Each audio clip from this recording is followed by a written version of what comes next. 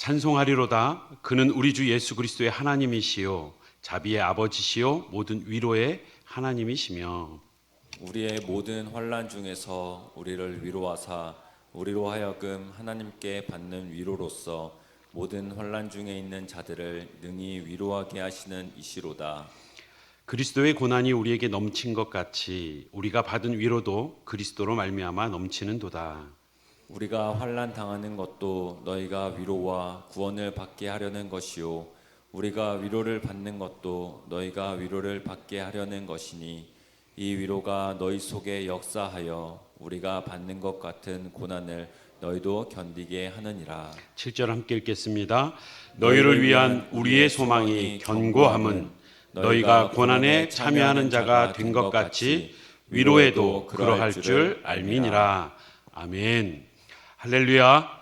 하나님께서 우리를 금요기도의 자리로 부르시고 말씀으로 위로하시고 또 새 힘을 주실 줄 믿습니다. 우리 함께 기도에 참여하는 우리 성도님들과 인사 나누겠습니다. 예수님은 우리의 위로자 되십니다. 예수님은 우리의 위로자 되십니다. 우리도 위로자로 삽시다. 우리도 위로자로 삽시다. 아멘. 우리는 2025년을 시작하면서 사역에 있어서 위임 후에 6년의 사역을 마치고 또 두 번째 6년의 사역을 출발하는 데 있어서 목회 비전으로 조이 스토리라는 슬로건을 내걸었습니다. 조이라고 했을 때 조이는 예수님 먼저, 제이, 그리고 other second, 그래서 다른 이웃을 그 다음으로, 그리고 나는 세 번째라는 우리가 예수님 중심의 신앙을 가지고 함께 신앙생활하는 공동체로서 이 스토리는 공동체로 우리에게 얘기되어진다고 말씀드렸습니다. 그래서 S는 이제 영어의 이니셜만 땄기 때문에 영어 문장을 보시고 하나님의 사랑을 보여주는 성도로서 살아가는, 그래서 사랑을 흘려보내고 치유하는 교회 공동체,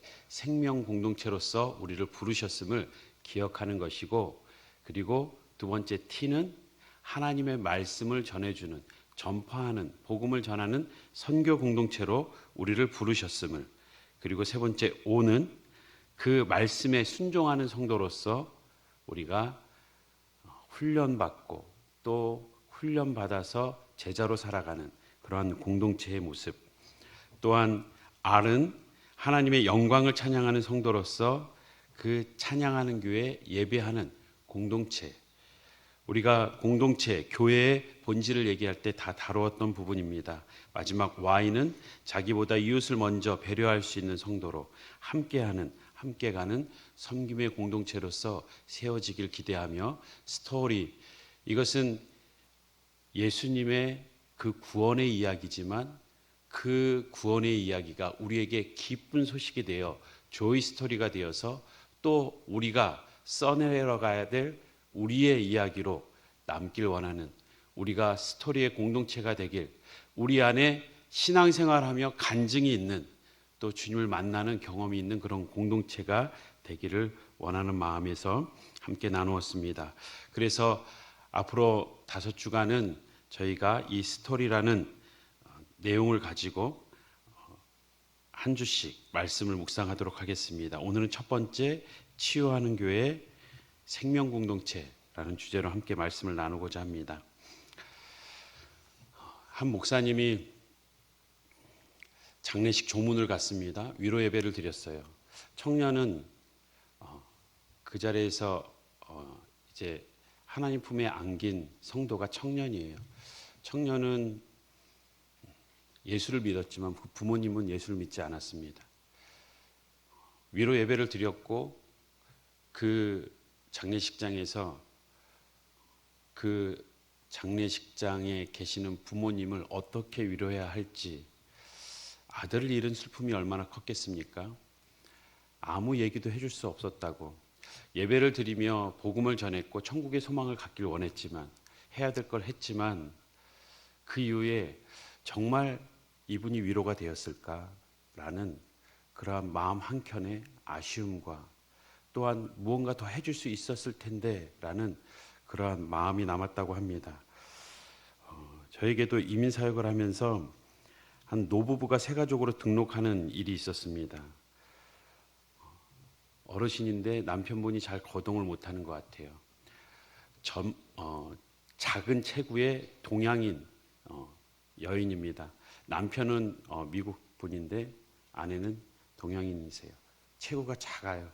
그분이 남편을 데리고 왔는데 남편이 뭔가 몸이 불편해요. 나중에 알고 보니까 치매가 있어서 거동도 힘들고 작은 체구의 남편을 케어하려니까 너무 힘든 거예요. 그런데 나중에 듣고 보니까 이 여자분도 위암 선고를 받은 겁니다. 남편 케어하기도 힘든데 본인 몸도 추스려야 되는, 어떻게 위로해 줘야 될까? 그분을 위해서 기도해 드렸습니다. 기도해 드렸고 또 뭔가 부족한 것 같아서 집을 찾아가서 집에 가서 다시 진지하게 복음을 제시했습니다. 신앙생활에 대한 정말 경험이 없었기 때문에 복음을 진지하게 전하고 함께 기도해 드리고, 근데 뭔가 더 필요하신 것 같아요. 그래서 우리 확신반에서 배우고 있는 그리스도인의 확신 교재를 들고 아내와 매주 찾아갔습니다. 그리고 성도님, 언제 하나님이 부르실 줄 모르지만 이 말씀을 꼭 붙들고 구원의 확신과 또 응답의 확신과 하나님의 인도하심의 확신을 갖기 원합니다 라고 체계적인 교육을 했습니다. 하면서도 한편에는 정말 이분이 이 말씀을 이해하고 있을까, 그리고 그 확신이 정말 그에게 위로가 되고 있을까. 왜냐하면 저는 하나님의 말씀을 전했고 목사로서 해야 될 일은 했지만 제가 그분의 아픔을 다 알지 못하거든요. 그분의 지금 답답한 심정, 이민 생활을 하면서 그 나이 많은 남편, 그분이 한번 쓰러지면 욕조에서 일으키는 게 그렇게 힘들다는 거예요. 감당하기 어려운 그러한 일들과 본인의 몸도 추스려야 되는 그 상황들. 저도 호스피스 교육을 받았고 죽음을 직면을 하게 하면서 복음을 정확히 제시해야 된다고 배웠지만, 내가 해야 될 일은 했지만 이것이 정말 그의 마음에 위로가 되었을까? 라는 의문이 남았습니다. 우리도 막상 위로해야 될 자리에서 어떻게 위로해 줘야 될까라는 그러한 우리의 할 수 없는 상황들을 종종 맞닥뜨리게 됩니다. 또 우리가 고난을 받았을 때, 상대가 아닌 내가 그런 고난을 받았을 때, 아픔이 있을 때 누군가의 말이 정말 나에게 위로가 되는가, 어떤 사람의 말이 나에게 위로가 됐을까 생각해 보면 정말 많은 사람들의 말은 그냥 지나가는 말로 본인 일이 아니니까 그냥 해주는 거겠지라고밖에 들리지 않을 때가 많습니다. 왜? 과거의 아픔은, 과거의 고난은 한근이어도 현재의 고난과 아픔은 천근이라고 하지 않습니까? 지나간 거는 추억이 될 수 있고 힘들었지만 그냥 되짚어 볼 수 있지만 지금 고난은 너무 힘든 거예요. 지금 고난이 가장 힘든 거고 남들과 비교할 수 없는 나만의 깊은 그 힘겨움이 있는 겁니다. 오늘 본문에도 보면 그 환난, 고난이라는 단어가 6번이나 나옵니다. 오늘 본문에만 거기에 비추어 위로라는 단어도 10번이나 나옵니다. 오늘 본문에도 핍박당하는 고린도 교회, 그 초대교회의 전형적인 모습과 함께 또 고난의 연속에서 사역을 감당하고 있는 사도 바울의 모습이 나옵니다. 고난과 아픔, 우리는 이 고난과 아픔이 나의 아픔과 고난이 될 때에는 정말 숨기고 싶은 것이 솔직한 심정입니다. 그래서 많은 성도님들도 기도 부탁을 요청할 때 더 적극적으로 다가가서 얘기하지 않으면, 또 마음이 서로 통하지 않으면 쉽게 기도 제목을 주지 않습니다. 특히 아픈 부분에 대해서, 남들이 모르는 고난에 대해서. 왜냐하면 그 고난과 아픔은 우리를 힘들게 만들 뿐만 아니라 우리의 자존감을 굉장히 낮게 만듭니다. 특히 신앙생활을 힘들게 합니다. 육체적인 고난으로, 아픔으로 끝나지 않고 우리의 신앙생활을 영적 침체로 빠져들게 만들기 때문입니다. 오늘 사도 바울은 고난을 겪고 있습니다. 그 자신의 고난과 함께 성도들의 고난을 위로해주고 있는 장면. 먼저 자신이 고난을 겪고 있는데 그 고난에 대해서 어찌 보면 사도 바울은 이 고난이 위로가 되지 않는데 오늘 5절 말씀을 보면 그리스도의 고난이 우리에게 넘친 것 같이 우리가 받은 위로도 그리스도로 말미암아 넘치는도다 라고 말합니다.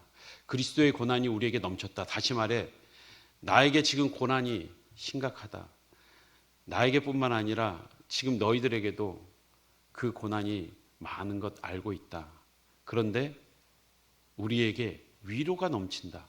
우리가 지금 고난당하고 있는 것이 위로가 된다라고 말하는 것입니다. 고난이 위로인 사람은 없어요. 고난은 우리가 멀리서 봤을 때나 그것이 나중을 생각하면 오히려 유익할 거야. 나중을 생각하면 남의 일이 되었을 때에는 그 고난 때문에 사명도 있을 거야 라고 쉽게 얘기할 수 있을지 모르지만 내 일이 되고 나면 그렇게 쉽게 얘기할 수 있는 것이 아닙니다. 사도 바울의 고난 또한 결코 위로가 될 수 없는 상황인 것은 우리가 너무나 잘 알죠. 3차 전도여행 중에 기록된 말씀이 고린도 후서입니다. 지금 그는 온 힘을 다하여서 1차 전도여행을 마치고 쉬지 않고 또 2차를 가고 3차를 갈 만큼 지쳐 있습니다. 그는 우리가 알다시피 육체의 가시가 있었습니다. 남들이 자기 몸이나 고치지 자기 몸도 온전하지 못하면서 그 자기 몸도 온전하게 할 수 없는 복음을 누구에게 전한다는 건가 라고 조롱할 만큼 심각한 질병이었습니다. 누군가는 그것을 안질로 또 간질로 또 풍토병으로 얘기하지만 그것이 무엇이 됐든 간에 사도 바울은 자신의 질병이 자신의 육체의 가시가 누군가에게 시험이 될 만큼 나의 부족함, 나의 아픔, 나의 고난 때문에 오히려 예수를 안 믿겠다라고 할 사람이 많을 것처럼 여겨질 만한 심각한 육체의 아픔이 있었다는 겁니다. 그가 얼마나 죽을 위기를 많이 경험했습니까? 우리가 아는 것처럼 그는 죽을 뻔한 적이 한두 번이 아닙니다. 고린도후서 이어 우리가 1장을 읽었습니다만 11장을 보면 그가 어떠한 삶을 살았는지 잘 나와 있습니다. 우리 한 절씩 한번 교독해 보겠습니다. 24절입니다. 제가 먼저 읽겠습니다. 유대인들에게는 40에서 하나 감암매를 5번 맞았으며 3번 태장으로 맞고 1번 돌로 맞고 3번 파선하고 일주야를 깊은 바다에서 지냈으며 여러 번 여행하면서 강의 위험과 강도의 위험과 동족의 위험과 이방인의 위험과 시내의 위험과 광야의 위험과 바다의 위험과 거짓 형제 중에 위험을 당하고 또 수고하며 애쓰고 여러 번 자지 못하고 줄이며 목마르고 여러 번 굶고 춥고 헐벗었노라. 28절 같이 읽겠습니다. 이 이외의 일은 고사하고 아직도 날마다 내 속에 눌리는 일이 있으니 곧 모든 교회를 위하여 염려하는 것이라. 그는 교회를 위하여 염려하면서 정말 목숨을 다하여 사역을 하지만 그 사역 가운데 겪게 되는 고난이 그에게 그렇게 크게 위로가 되지 않았습니다. 왜냐하면 오히려 자신의 자존감을 더 낮추는 상황이었기 때문입니다.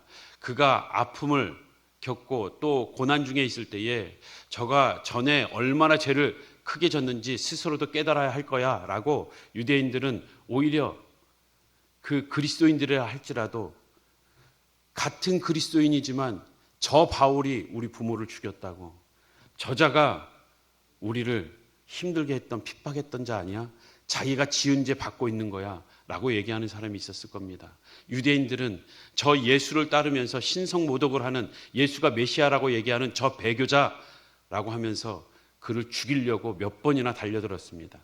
이방인들은 그 황제가 오직 그들의 주인이어야 되는데 예수가 주인이라고 하니 그는 국가를 뒤흔드는 반란을 일으키고자 하는 자라고 그를 핍박하며 그를 체포하는 현장이 한 번, 두 번이었습니까?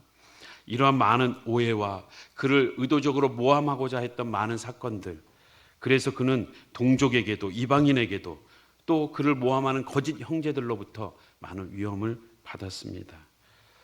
그렇게 어려움을 당할 때에 얼마나 자존감이 눌렸겠습니까? 야, 하나님이 이 사역을 좀 잘할 수 있게 육체의 가시도 좀 깨끗하게 육신의 질병도 치료해줘야 나도 이렇게 나았다라고 더 자신 있게 얘기할 텐데, 내가 좀 삶이 풀려야 하는 일에 복음을 전하면 정말 많은 사람들이 돌아오고 뭔가 부흥의 역사를 가는 곳마다 경험하게 해줘야 그래도 더 힘있게 할 텐데, 가자마자 땅을 밟고 죽을까 봐 도망 나와야 되는, 또 도망가야 되는, 그 도망가고 도망가서 온 것이 고린도 아닙니까? 이러한 그의 모습을 볼 때 주변 사람뿐만 아니라 주변 사람들의 시선 속에서 사도 바울은 그 고난에서 벗어나고 싶은 마음이 굴뚝 같았을 것입니다. 바울이 미쳐서 저런다고, 하나님은 그를 사도로 부르지 않았다라고 얘기하는 이들도 많았습니다. 그래서 사도권을 부인하는 그러한 지역에 가면 강하게 내가 사도 맞다, 사도 맞다, 자신을 드러내기 위함이 아니라 자신이 전하는 복음이 진짜라는 것을 얘기하기 위해서 그 사도권을 그렇게 강조하지 않았습니까? 그럼에도 내가 부족해서 이렇게 고난을 받는가? 내가 지은 죄가 많아서 이렇게 하나님이 어려운 가운데 사역하게 두시는가? 그 안에서의 깊은 갈등은 지워버릴 수 없었을 겁니다. 사랑하는 성도 여러분, 우리도 살아가면서 아픔과 고난을 겪게 될 때에 어떤 생각이 먼저 드십니까? 우리 안에는 죄와 부족함이 없는 사람은 없습니다. 그래서 아픔을 겪고 고난을 겪으면 나의 어떠한 부족함으로 인해서 이 아픔을 겪게 되는지, 나의 어떤 죄로 인해서 이 고난이 밀려왔는지 우리는 생각하게 되고, 그것으로 인해서 또 우리의 마음은 한없이 무너질 때가 있습니다. 누구나 실수와 허물, 부족함이 있기 때문에 그 원인이 내 안에 있다 생각되는 순간 우리의 마음은 한없이 무너지게 되어 있습니다. 쉽게 얘기할 수 있는 말이지만, 전도사님, 좀 성도들이 좀 주는 것 같아요 하면 부서를 맡은 교육자로서는 너무나 마음이 힘든 거예요. 성도가 아프거나 사업이 풀리지 않으면 내가 무엇을 잘못했나? 하나님 앞에서 무엇을 먼저 회개해야 될까? 목사로서는 그 생각이 안 들 수가 없습니다. 누구나 죄가 있고 누구나 부족함이 있기 때문에 우리에게 닥쳐오는 그 아픔과 고난 속에서 우리는 그것을 어떻게 해결해야 될지, 오히려 잘 돼야 뭔가 더 힘있게 얘기할 수 있을 것 같은데 그렇지 못할 때가 더 많다는 겁니다. 그럼에도 불구하고 오늘 본문은 우리가 읽은 5절의 말씀처럼 사도 바울의 입술을 통해서 오히려 우리에게 있는 고난, 이 고난, 오히려 그리스도의 고난처럼 우리도 받는 고난이기에 그리스도의 위로가 우리에게 넘친다라고 고백하게 하십니다. 고난이 위로가 된다라고 다시 역설로 못 받고 있는 겁니다. 아니다. 고난이 너희의 사역을 위축되게 하거나 너희의 삶을 위축되게 하거나 너희의 마음을 끌어내리는 것이 아니라 오히려 너에게 있는 그 고난 때문에 너에게 위로가 더 클 것이다 라고 사도 바울의 입술을 통해서 하나님이 말씀해 주십니다. 그리스도의 고난, 그 고난이 위로가 된다는 말, 무슨 말씀인지 우리가 이해하고 계십니까? 그리스도의 고난이 우리에게, 오늘 우리에게도 넘쳤는데 그 고난 때문에 오히려 위로가 되고 오히려 소망이 있다라고 표현했을 때 그것은 마치 이런 것과 같습니다. 제가 지도를 받았던 교수님이 실제 있었던 얘기를 해주시면서 누가 위로자가 될 수 있냐라고 했을 때 한 여인이 자식을 잃고 너무나 슬퍼하고 주저앉아서 집에서 나오지도 않는 그에게 여러 번 신방을 가도 고개도 들지 않고 말을 섞으려 하지 않는 그 여인에게 한 권사님 어르신을 모시고 같이 갔어요. 같이 가서 힘들지? 교육자가 아무리 얘기해도 마음이 동요되지 않았던 그가 그 권사님이 힘들지 않냐고. 그때 얼굴을 쳐다보고 그 권사님에게 얼굴을 파묻고 울 수 있었던 것은 그 권사님이 그 사랑하는 아들을 잃었던 분이라는 것을 알고 있었기 때문입니다. 누군가가 자신의 아픔을 그 비슷한 아픔을, 아니 더 큰 아픔을 겪었다면 그 고난이, 그에게 있는 그 고난으로 인해서 오히려 자신의 고난이 위로를 받는 것입니다. 각자에게 주어진 그 고난은 비교할 것이 아니지만 자신의 심정을 모를 거라 생각하는 많은 사람들에게 그래도 위로를 받을 수 있는 사람이 있다면 자신과 같은 일을 겪은 사람일 것입니다.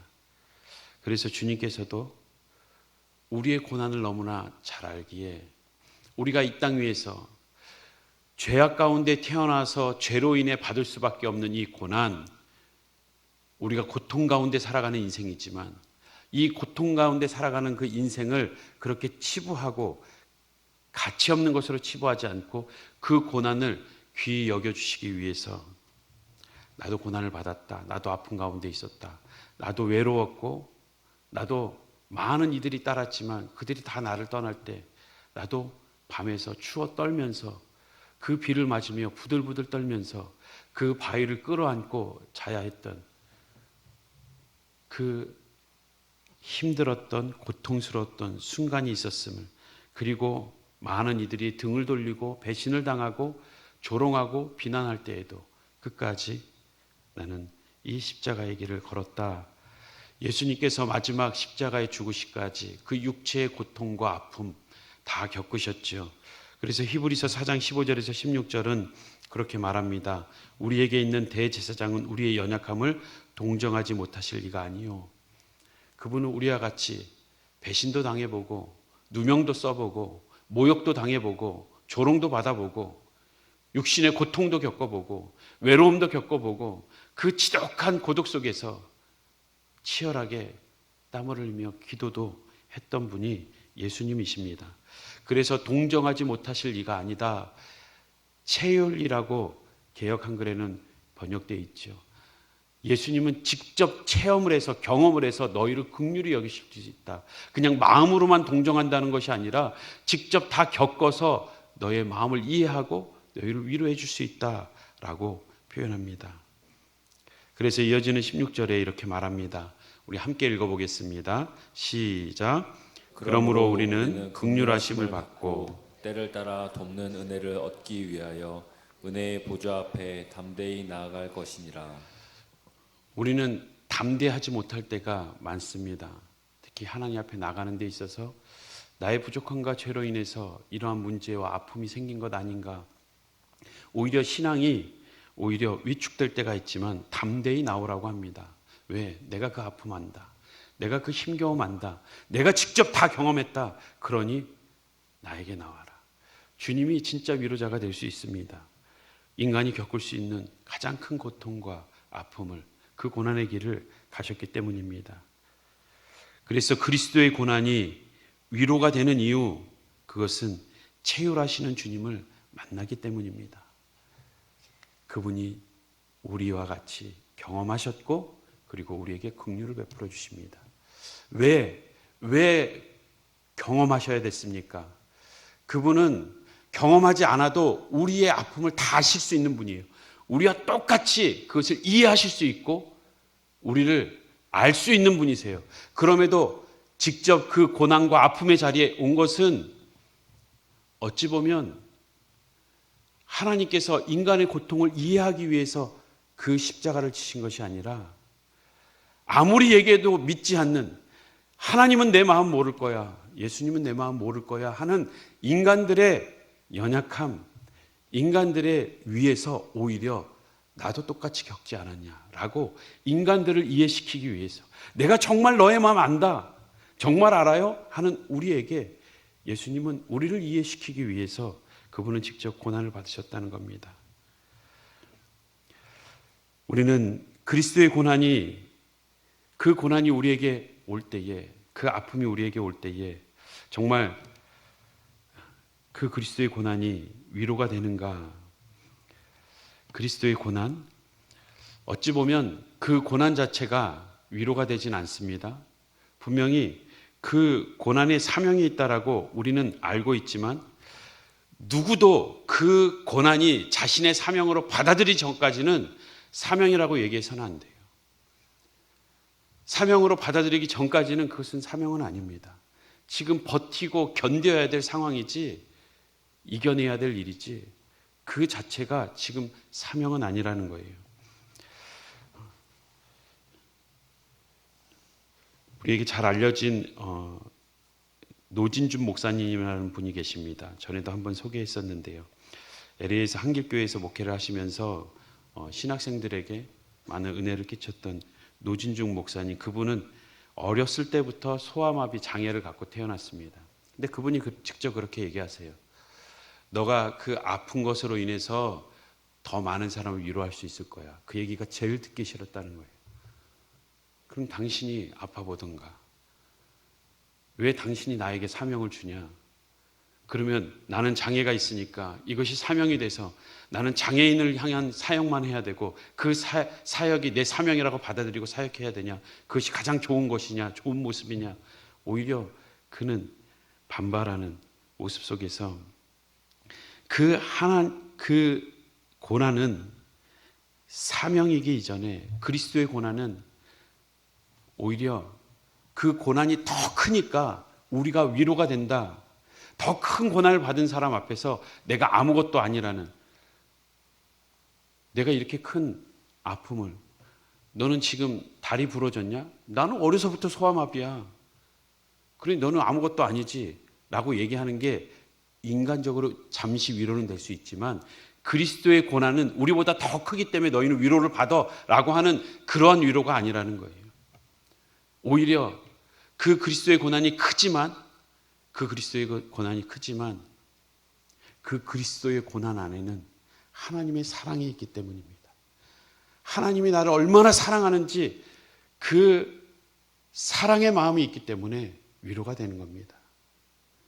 그리스도의 고난, 십자가의 그 길은 하나님이 나를 여전히 고난 가운데 있어서 사랑하신다는 그 의미를 갖고 있기 때문에 오늘 우리에게 위로가 되는 것입니다. 그래서 로마서 8장 38절에서 39절 이렇게 사도 바울이 고백하지요. 내가 확신한다. 사망이나 생명이나 천사들이나 권세자들이나 현재의 일이나 장래의 일이나 능력이나 높음이나 깊음이나 다른 어떤 피조물이라도 우리를 우리 주 그리스도 예수 안에 있는 하나님의 사랑에서 끊을 수 없으리라. 하나님의 사랑, 그 그리스도의 고난은 하나님의 사랑이 있기 때문에 여전히 내가 너를 버리지 않았다. 그 그리스도의 고난 가운데에서도 다시 그를 일으켜 영광스러운 자리에 올린 것처럼 내가 너를 포기하지 않고 있다라는, 내가 너를 위해서 모든 것을 내어주고 있다라는 하나님의 사랑이 담겨 있기 때문입니다. 그리스도의 고난이 왜 위로가 되는가? 그것은 하나님의 사랑을 보여주기 때문입니다. 고난이 커서가 아니라 그 사랑이 있기 때문에. 마지막으로 이 고난은, 그리스도의 고난이 우리에게 오늘 위로가 되는 것은 고난의 목적이 분명해지기 때문입니다. 고난의 목적, 그것은 우리가 읽은 4절 말씀을 보면 우리의 모든 환난 중에서 우리를 위로하사 우리로 하여금 하나님께 받은 위로로서 모든 환난 중에 있는 자들을 능히 위로하게 하시는 이시로다. 우리가 고난 가운데 환난 가운데 당장 받아들일 수 없는 사명일지 모르지만 하나님은 결국 그 고난을 통해서 우리를 이끄시고자 하는 목적을 분명히 보여주고 계십니다. 이 환난을 당하는 것, 지금 사도 바울도 환난을 당하고 있지만 자신의 마음이 위축될 수밖에 없는 상황에 있지만 그가 다시금 위로받고 힘을 내면서 그가 고백하는 것이 있습니다. 6절 말씀을 보면 우리가 환난을 당하는 것도 너희가 위로와 구원을 받게 하려는 것이요, 그들에게 구원을 받게 하려고, 또 우리가 위로를 받는 것도 너희가 위로를 받게 하려는 것이요, 또 이 위로가 너희 속에 역사하여 우리가 받는 것 같은 고난을 너희도 견디게 하느니라. 너희를 견디게 하기 위해서, 위로받게 하기 위해서, 구원받게 하기 위해서 오늘 내가 고난을 받는다. 오늘 우리에게 주어진 아픔과 고난, 이것은 내 아픔과 고난으로 끝나지 않습니다. 하나님의 크신 주권과 섭리 가운데에서 우리에게 주시는 분명한 메시지가 있음을 기억해야 합니다. 우리를 그 아픔 가운데 위로하시고 그리고 회복하시며 그 가운데 다시금 사명의 자리로 이끄시는 그 하나님, 결국 우리의 고난은 분명한 목적을 갖고 있습니다. 그리스도와 같이 우리도 고난을 받는 것, 이 고난은 우리에게 영광이 되는 일입니다. 그리스도를 따르는 길이기 때문에, 그리스도께서 우리에게 보여주신 그 사명의 길이기 때문입니다. 로마서 5장 3절에서 4절입니다. 우리 함께 읽어보겠습니다. 시작. 다만 이뿐 아니라 우리가 환난 중에도 즐거워하나니 이는 환난은 인내를, 인내는 연단을, 연단은 소망을 이루는 줄 알미로다. 소망이 우리를 부끄럽게 하지 아니함은 우리에게 주신 성령으로 말미암아 하나님의 사랑이 우리 마음에 부음받음이니 우리가 아직 연약할 때의 기약대로 그리스도께서 경건하지 않는 자를 위하여 죽으셨도다. 우리에게 환난 중에 오히려 인내를 통해 연단을 통한 소망을 주기 위해서 그리스도께서 경건하지 않은 자를 위하여, 우리를 위하여 죽으셨다라고 말씀하십니다. 그리스도의 고난은 우리가 받는 그 모든 고난의 분명한 목적을 보여주고 계시고, 그 그리스도의 고난으로 말미암아 오늘 우리가 받는 고난이 의미 없는 것이 아니라 가치 있게 해주셨습니다. 사랑하는 성도 여러분, 우리 서강교회 공동체가 이러한 위로가, 우리의 아픔과 고난 가운데에서도 다시금 그리스도를 만나, 생명 되신 예수 그리스도를 만나 우리가 다시 회복되고 다시금 이 사랑을 흘려보낼 수 있는 서강교회가 되길 주님의 이름으로 축복합니다. 치유와 회복이 있는 생명 공동체, 오늘 우리가 읽은 본문에는 고난이라는, 환난이라는 단어가 많고 또한 위로라는 단어가 많지만 고린도후서 1장은 믿음장처럼, 사랑장처럼, 기쁜 장처럼 위로의 장이라고 알려져 있지만 여기에는 위로라는 단어보다 더 많이 나오는 단어가 있습니다. 그것은 다름 아닌 우리라는 단어입니다. 우리가 읽은 본문에서도 계속해서 우리가 이 고난 가운데에서도 승리할 수 있는 것은 그리스도의 사랑이 우리라는 공동체 안에서 계속 흘러 들어오기 때문에, 또 흘려보낼 수 있기 때문에 다시 그 공동체 안에서 일어설 수 있는 것입니다. 하나님은 그리스도인의 신앙생활을 홀로 하도록 두지 않으셨습니다.